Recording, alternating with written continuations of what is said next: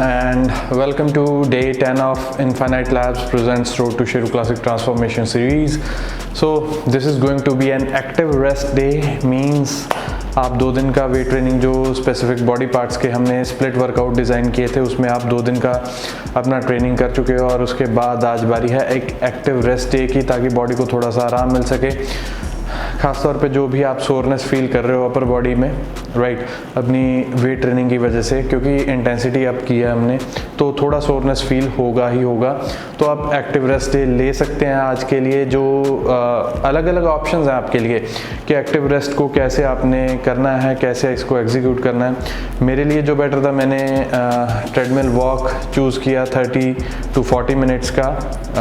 आप चाहें तो मतलब एक वॉक के लिए जा सकते हैं, ज़रूरी नहीं कि ट्रेडमिल पे ही जाना है। आप पार्क में भी जा सकते हैं, कहीं आउटडोर कोई भी एक्टिविटी कर सकते हैं, अपनी फैमिली के साथ घूमने के लिए जा सकते हैं। सो जस्ट ट्रैवल थोड़ा सा करें, है ना, थोड़ा सा बाहर निकलें। जस्ट एक कंप्लीट रेस्ट डे ना हो, थोड़ी सी एंगेजमेंट, फिजिकल एंगेजमेंट रहे। और जहाँ तक खाने का सवाल है, न्यूट्रिशन का सवाल है, वो एग्जैक्टली सेम चल रहा है जो हमारा हमने इस वीकली प्रीव्यू में डिस्कस किया था। Nutrition plan is totally just same as that, but make sure to stay active on the active rest day. तो आज इस एक्टिव रेस्ट डे पे हमने इसको थोड़ा सा हमने एंगेजिंग बनाने के लिए जो 5 मोस्ट कॉमनली आस्क्ड क्वेश्चन रहे हैं, जहाँ ये क्वेश्चंस हैं हमारे already existing fit human clients के, या जिन लोगों ने ट्रांसफॉर्मेशन चैलेंज के लिए एनरोल किया था, 1-2 क्वेश्चंस उनके भी हैं। तो आइए स्टार्ट करते हैं active rest day, your question and answer part. So first question is what's the key to a balanced life. हर एक बंदे के लिए एक बैलेंस्ड लाइफ का मायना अलग होता है। किसी के लिए बैलेंस लाइफ अपने फ्रेंड सर्कल को लेके है, किसी के लिए बैलेंस लाइफ अपनी फैमिली को लेके है। तो एक चीज़ जो बहुत इम्पॉर्टेंट है एक वर्क एंड फैमिली लाइफ को बैलेंस में रखने के लिए, वो ये है कि जो भी आपके गिवन टास्क हैं, एक दिन के जो गिवन टास्क हैं, पहली बात तो ये कि उनको कभी भी दूसरे दिन के लिए डिले मत कीजिए।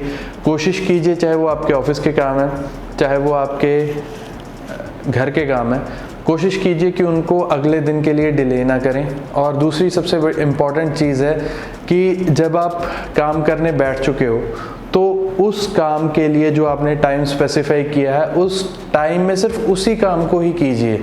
ये नहीं है कि टाइम किसी और काम के लिए आपने स्पेसिफाई किया था और कर आप कोई और काम रहे हो या उसको आप डिले कर रहे हो। तो कोशिश कीजिए कि अगर आपको एक वर्क और फैमिली लाइफ या वर्क और अपनी फ्रेंड सर्कल की लाइफ का एक बैलेंस बना के चलना है, तो उसके लिए अपने डेली टास्क्स को बहुत ही प्रिसाइजली गिवन टाइम में कंप्लीट कीजिए और उनको डिले मत कीजिए। And question 2 is one of the most frequently asked question by our existing clients, और कई लोगों ने जिन्होंने ट्रांसफॉर्मेशन चैलेंज के लिए एनरोल भी किया, उन्होंने भी बहुत बार पूछा है कि why our plans are so simple. So simplicity is beautiful. What I think simplicity is beautiful because simplicity ही एक ऐसी चीज़ है जो आपको एक्चुअल में रिजल्ट्स ला के देती है। अगर हम एक प्लान को थोड़ा फैंसी करने की कोशिश करें या थोड़ा उसको कॉम्प्लिकेट करने की कोशिश करें, तो बहुत कम चांसेस रहते हैं कि आप उसको एक लंबे टाइम के लिए फॉलो कर पाओ। और जब तक आप किसी चीज़ को लंबे टाइम के लिए फॉलो नहीं करते, तब तक वो चीज़ रिजल्ट्स नहीं दे पाती, बिकॉज आप उसमें कंसिस्टेंट हो ही नहीं पाओगे। कभी आपका कोई ना कोई डाइट मिस होगा, कभी कोई ना कोई आपका वर्कआउट इतना लंबा चला जाए कि वो आपके टाइम स्केड्यूल में फिट नहीं होगा। अगर आपका न्यूट्रिशन सही नहीं होगा, फॉर एग्जाम्पल कि आपके डाइट प्लान में कुछ ऐसी फैंसी आइटम है जो कि रीजनली अवेलेबल नहीं है और हम वो चीज़ आपके प्लान में इंक्लूड करते हैं, तो बहुत चांसेस ये रहते हैं कि वो आइटम बहुत फ्रीक्वेंटली आपके डाइट में से मिसिंग होता जाएगा और धीरे धीरे होता होता वो पूरे का पूरा मील ही कई बार हमारे प्लान में से एलिमिनेट हो जाता है, हम उसको फॉलो नहीं कर पाते। So the thing is that keep the things very simple, very basic, ताकि आप उन चीज़ों को बहुत ही आसानी के साथ फॉलो कर पाएँ, बिकॉज अगर फॉलो कर पाएंगे तभी रिजल्ट्स आ पाएंगे। So that's why the plans are so simple, but we are very good at getting results with those simple plans, because simple plans के साथ ही हमेशा results आते हैं। And next question is very frequently asked question, but ये question आपके लिए बहुत helpful रहेगा आगे चल के, बिकॉज बात वही करने लगे हैं। बहुत फ्रीक्वेंटली लोग मुझे पूछते हैं that why they can't get results when they are eating less. मतलब बहुत बार हमें भी सुनने को मिलता है जब एक क्लाइंट हमारे पास एनरोल करता है, राइट, और आप में से भी कई लोगों का यही कंसर्न होता है कि हम खाना खा भी कम रहे हैं लेकिन फिर भी रिजल्ट्स नहीं आ रहे हैं जो कि हम एक्सपेक्ट कर रहे हैं हमारे फैट लॉस प्रोग्राम में। So the thing is very simple, अगर आप अपनी कैलोरिक इनटेक को बहुत ज़्यादा कम करोगे, मतलब दिन में 1 या 2 मील ही लोगे, वो भी छोटे छोटे, और एक मील आप पूरे का पूरा सैलड ले रहे हो और दिन में 1 मील है जो कि आप सॉलिड फूड्स ले रहे हो जिसमें आपको proper carbs, proteins and fats मिल पाए, वो एक ही मील है, या उसके बाद फिर सैलड्स हैं, whatever, right. So the thing is that अगर आप कम खाओगे तो बॉडी के पास इतनी भी एनर्जी नहीं बचेगी कि वो अपने ऑटोनॉमस फंक्शंस को कर सके। जैसे आपका हार्ट जब फंक्शन करता है, आपका नर्वस सिस्टम जब फंक्शन करता है, वो आपके कंट्रोल में नहीं है, वो बॉडी को खुद ही परफॉर्म करने हैं, और बॉडी को उन फंक्शंस को करने के लिए भी एनर्जी चाहिए। आपकी बॉडी को चलता रखने के लिए भी आपकी बॉडी को एनर्जी की रिक्वायरमेंट है। तो उस केस में हमारी बॉडी अडेप्ट हो जाती है इस चीज़ के लिए कि वो फैट को स्टोर करने लग जाती है as a primary source of energy, because you are not giving energy from food to your body for your daily functions. So this is why अगर आप कम खा रहे हो, बहुत ज़्यादा कम खा रहे हो और आपके रिजल्ट्स नहीं आ रहे हैं, ये एक सबसे मेन रीज़न है कि आपके रिजल्ट्स क्यों नहीं आ रहे हैं। Next question is what if we miss our meal और 1 or 2 मील्स में भी मिस, तो क्या वो हमारी प्रोग्रेस को इम्पैक्ट करेंगे? Maybe yes, maybe no, because अगर देखिए पूरा हफ्ते की बात करें, हम पूरे वीक की बात करें, अगर उसमें 1 या 2 मील मिस हुए हैं तो वो आपकी परफॉर्मेंस को या आपके रिजल्ट्स को ज़्यादा इम्पैक्ट नहीं करेंगे। पर अगर ये 1 या 2 मील छोड़ने की आपकी आदत डेली बनती गई, डेली आपके 1 या 2 मील मिस होने लगे, then definitely it's going to impact your results. या तो आपके रिजल्ट्स स्लो होंगे या एक टाइम पे आके रिजल्ट्स आने ही आपके बंद हो जाएंगे, बिकॉज आपकी बॉडी की जो एनर्जी रिक्वायरमेंट्स हैं वो पूरी नहीं हो पाएंगी।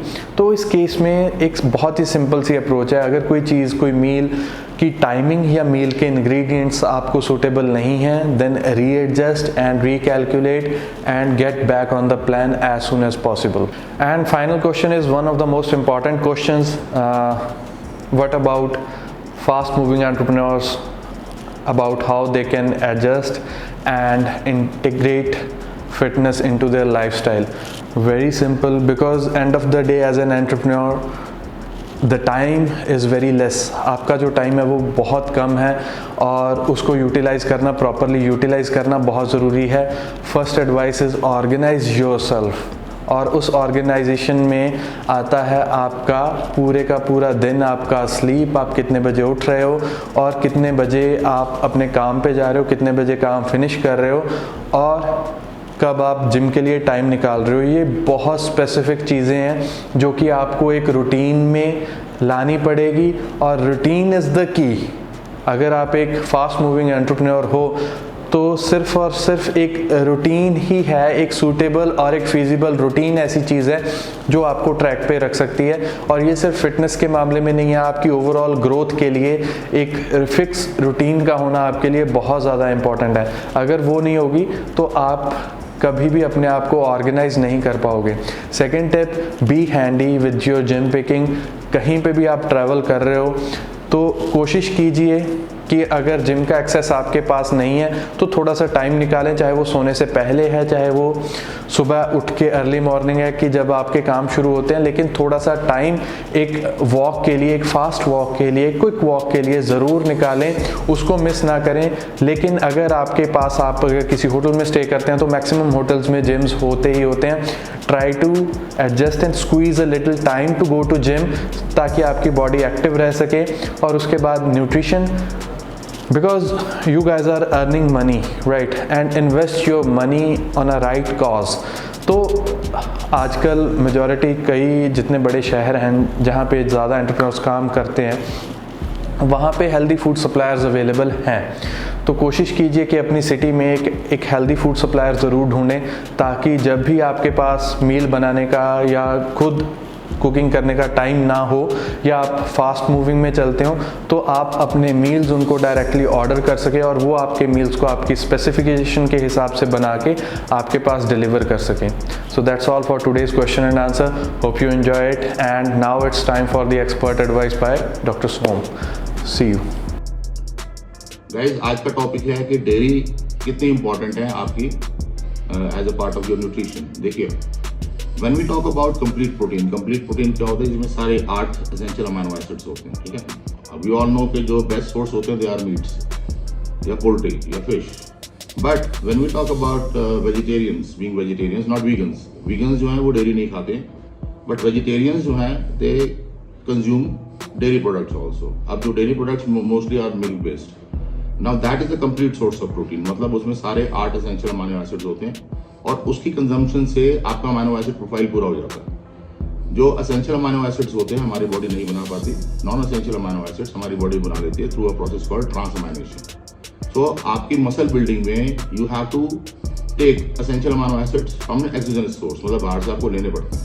And dairy is one of the best sources of complete protein. Thank you guys.